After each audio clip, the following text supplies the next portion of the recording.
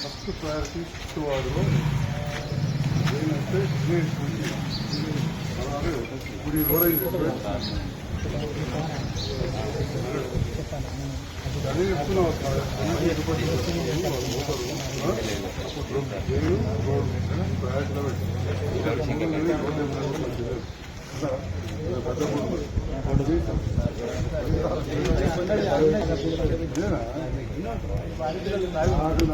ప్రయారిటీలో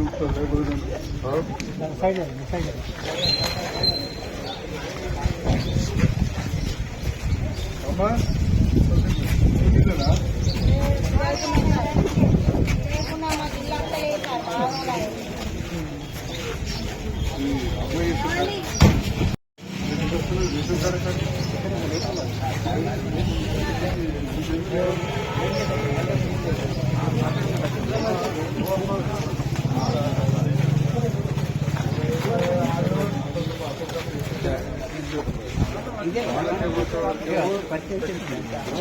వాహనాలు అప్లై అయిపోయింది అలా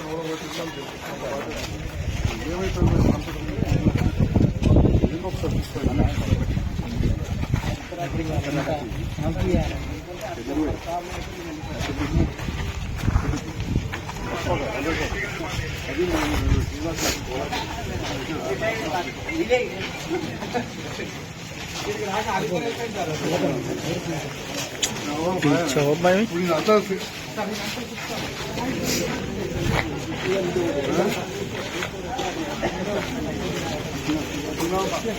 మధు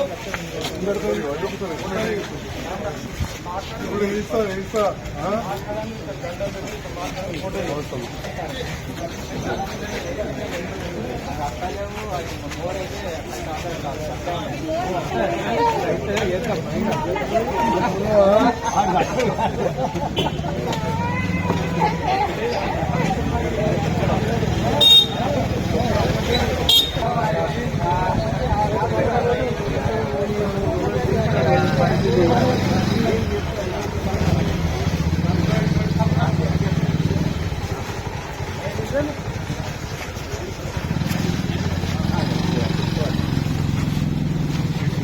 మోడీ కూడా చేయిస్తా రిపేర్ బాగుంది మనడు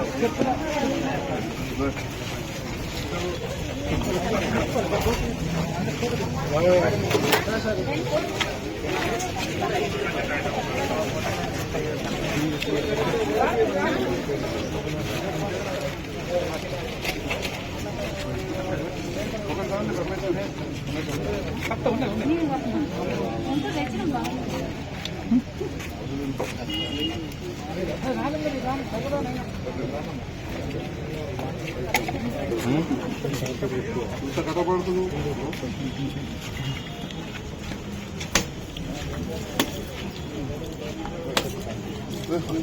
సార్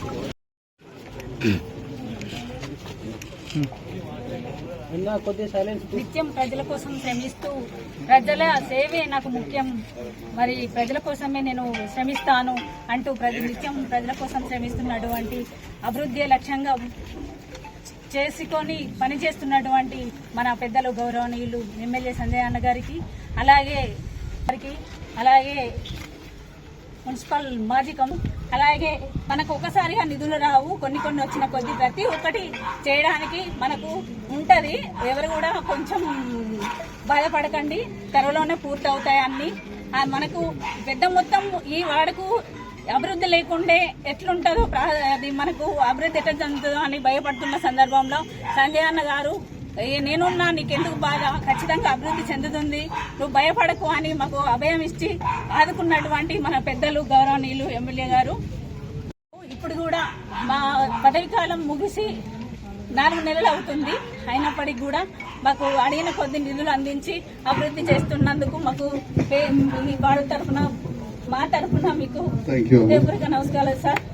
సోదరి కులారి ప్రేమలత గారికి ఈనాడు ఈ అభివృద్ధి కార్యక్రమం సందర్భంలో వినతి ఉన్న పెద్దలు మాజీ మున్సిపల్ చైర్మన్ గారు, వైస్ చైర్మన్ గారు, కౌన్సిలర్స్, పెద్దలు, అధికారులకు, పత్రికా మిత్రులకు నమస్కారం. మరి ఇంతకుముందు చెల్లె ప్రేమలత చెప్పినప్పుడు మీరే విన్నారు, చాలా పనులు చేయడం జరిగింది. ఇవన్నీ చేయగలుగుతున్నాం అంటే మీ అందరి ఆదరాభిమానం, మీ అందరి సహకారంగా ఉన్నారు. మీ అందరి సహకారం లేని ఇవన్నీ చేయగలిగేటది కాదు. మన గోవిందపల్లె మోతే గ్రామంలో కలిపి ఉండే, మోతే గ్రామ పంచాయతీ అక్కడ, మనం ఇక్కడ అన్నట్టుండే. అటువంటి సందర్భంలో మీరు నన్ను గెలిపించారు. ఒక నమ్మకంతో, ఒక ధైర్యంతో నేను ఇటు మన మూత నుంచి కావచ్చు, కొద్దిగా కిందికి పోతే గరూరు నుంచి, ఆ కిందికి పోతే లింగంపేట నుంచి, అటు కాలేజ్ దిక్కు పోతే తిప్పలపేటకి వెళ్ళి శంకరపల్లె, గోవిందపల్లె, దరూరుకి వెళ్ళి, లింగంపేటకి వెళ్ళి, ఇవన్నీ కూడా మనం కలిపి తెగితాల పట్టణాన్ని పెద్దగా చేసుకున్నాం. ఎక్కడెక్కడ కలిపినా కానీ చాలా చోట్ల ప్రజల నుంచి చాలా వ్యతిరేకత వచ్చి ఇబ్బంది అయింది. మీరు నా మీద నమ్మకం ఉంచారు, కలిపితే మంచిగా పెద్దగా అవుతుంది అనుకున్నారు. ఆ గ్రామాలు కూడా నా పరిధిలోకి వస్తాయి. ఆ గ్రామాలలో కూడా మళ్ళీ బ్రహ్మాండంగా రోడ్లు అవన్నీ కూడా వేసుకున్నాం. మరి ఈనాడు చాలా జైత్యాల పట్టణానికి అతి దగ్గర ఉండి ఈ గోవిందపల్లె దాదాపు 2 కోట్ల పైన రోడ్లు వేసుకుని ఇంకొక 1,40,00,000 మనం మంజూరు తెచ్చుకున్నాం. మిగతా కూడా తప్పక చేస్తా అని చెప్పి సందర్భంగా తెలియజేస్తున్నాం. మరి మీరు రోజు ఇంటనే ఉన్నారు, ఏదైనా రోడ్లు వేస్తాం కానీ కొద్దిగా రోడ్లు కూడా పెద్దగా ఉండాలి. ఇప్పుడే కొబ్బరికాయ కొట్టి వచ్చినాం, అక్కడ బైపాస్ రోడ్ కాడ 12 ఫీట్లు.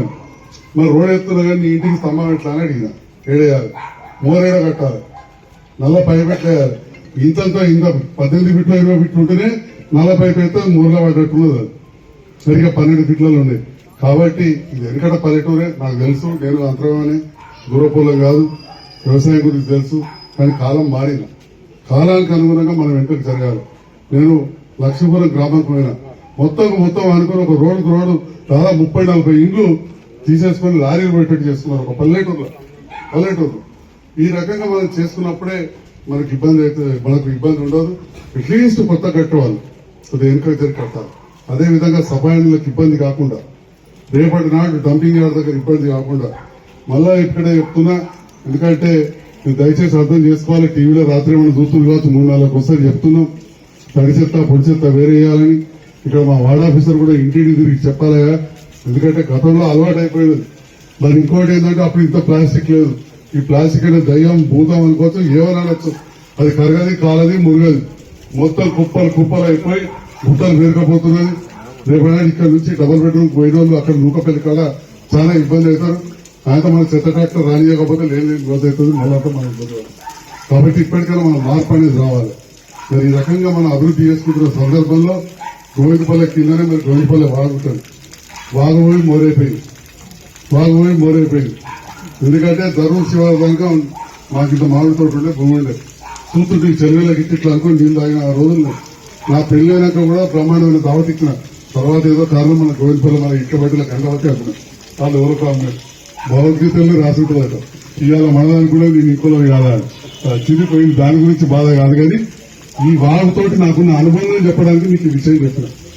దరూరు వాగు, గోవిందపల్లి వాగుతోటి నాకున్న అనుబంధం చెప్పడానికి, అక్కడ ఆడుకున్నా, కాయలు చెప్పుకున్నా, ఇంత వ్యవసాయం ఉండే, 10 ఎకరాల మామిడి తోట ఉండే, కుమార్ సార్ ఉన్నది అక్కడ స్టార్ట్. కానీ అంతా కూడా మోరైపోయింది. మరి చాలా ప్రాబ్లం అవుతుంది. తర్వాత మోదీ చెరువు కూడా దుర్గంధం అయిపోతుంది. ముప్పాల చెరువు, చింతకుంట చెరువు అయినట్టు అవుతుంది. కావద్దు అంటే దాన్ని మంచిగా చేసుకోవాలి. మరి దానికోసం 3 కోట్ల రూపాయల పైన నిధులు తీసుకొచ్చాం. కానీ చేద్దామంటే ఆ నది నాళం అంటారు, వాగొడ్డు పొట్టి అందరు కట్టుకున్నారు. అప్పట్లో ఒక కలెక్టర్ గారు ఉన్నప్పుడు, శశంక్ గారు ఉన్నప్పుడు కొంత జరిపారు. పాప రవినాయక్ కలెక్టర్ గారు ఉన్నప్పుడు వచ్చి చూసి చాలా బాధపడ్డాడు. మరి ప్రజాప్రతినిధులు కావచ్చు, అధికారులుగా ఈ ప్రాంతంలో రేపటి నాడు ఉండే అతిపెద్ద సమస్య, ఇది చాలా పెద్ద సమస్య అవుతుంది. అది వాగుపోయి మోరి తయారవుతుంది. ఆ మోరి పోయినాక చెరువు అంతా కూడా ఒక మురికి కుంట లెక్క అవుతుంది. ముప్పారపు చెరువులో ఇవాళ నువ్వు దిగలేవు. ముప్పారపు చెరువులో తిప్పలు పడ్డది. నీకు ఇంటింటికి చుట్టాలంటారు, దోస్తులు ఉండదు. ఆ చెరువులో ఇప్పుడు దిగే పరిస్థితి లేదు, స్నానం చేసే పరిస్థితి లేదు. గంగమ్మ గుడి ఉంటే నీళ్లు పోసే పరిస్థితి లేదు. చింతకుంట కూడా అదే అయిపోయింది. కాబట్టి ఇప్పటికైనా మనం ఇక్కడ జాగ్రత్త వహించాలి. నేను అందరినీ కూడా కోరుతున్నాను, ఇది ఎవరో ఒక్కరు తప్పు కాదు, ఇది ప్రజలకు అవగాహన రావాలి. అధికారుల తప్పు కూడా ఉన్నది, దీంట్లో ప్రజాప్రతినిధులు కూడా కొంత ఉంటుంది. దయచేసి ఈ విషయంలో ఆలోచించాలి అని చెప్పి, అధికారులకు సహకరించాలని చెప్పి కూడా ఈ సందర్భంగా కోరుతూ, మరి ఈ ప్రాంతం ఇంకా గొప్ప అభివృద్ధి చేద్దాం. 4 నెలలు అయిపోయింది కౌన్సిలర్ అన్నది టైం అయిపోయింది.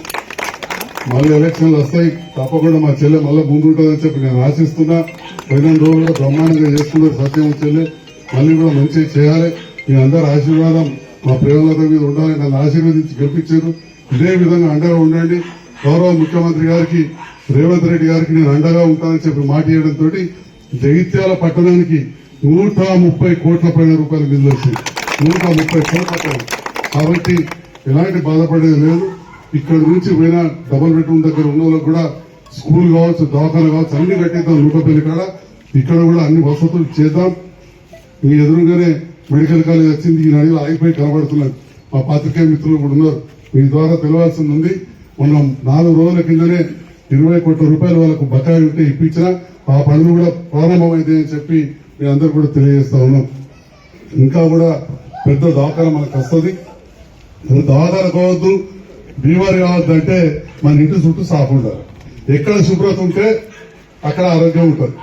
ఎక్కడ పరిశుభ్రత ఉంటే అక్కడ ఆరోగ్యం ఉంటుంది. ఎక్కడ చెత్త ఉంటే అక్కడ రోగాలు ఉంటాయి. అంటే మనము ఇంట్లో ఎట్లా ఉంచుకుంటామో ఇంటి ముందు అట్లే ఉంచుకోవాలి.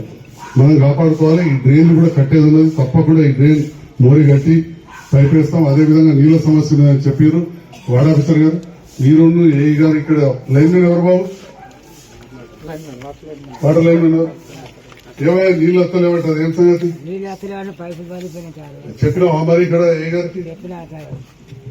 చెప్పురమ్మా, అది పైపులు కొత్తవి కదమ్మా, ఎట్లా పలిపోయినా ఎవరైనా నోట్ చేసుకో. ఎందుకంటే గిన్నె చేసినాక పైపులు వాళ్ళు కూడా పైపులు లేవా? పైసలు లేవా? ఉన్నాయి కదా పైసలు. ఇస్తామమ్మా, నిధులకేం పైసలకేం తక్కువ లేవు. తీసుకొచ్చినాం, మీరు గెలిపించారు. నా బాధ్యత పైసలు తీసుకొచ్చారు. ఇలా వాడకట్టు కొన్ని పనులు ఉంటాయి. మా అధికారులు సహకరించాలని కూడా కోరుతా ఉన్నా. అందరికీ ధన్యవాదాలు. Thank you.